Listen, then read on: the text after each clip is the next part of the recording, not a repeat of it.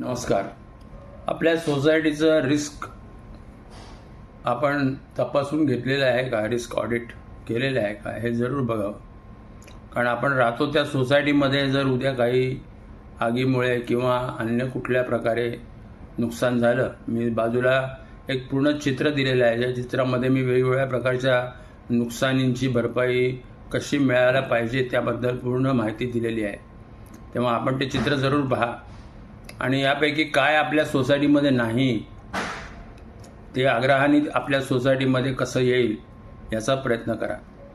आणि विमा हा अतिशय महत्त्वाचा घटक आहे. तेव्हा प्रत्येकाने आपल्या आयुष्यामध्ये जर विमा केलाच पाहिजे, पण आपण राहतो त्या सोसायटीचाही चांगल्या पद्धतीने विमा झालेला असला पाहिजे.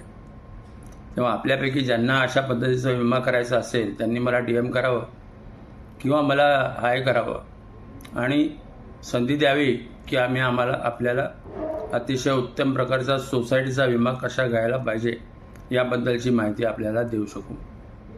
तेव्हा मित्रांनो, आस्क इन्शुरन्स आणि विविध उद्योग या चॅनलला लाईक, शेअर आणि सबस्क्राईब करा आणि जास्तीत जास्त प्रमाणामध्ये आपल्या सोसायटीचा इन्शुरन्स कशा पद्धतीने घ्यायला पाहिजे याकडे लक्ष द्या. धन्यवाद.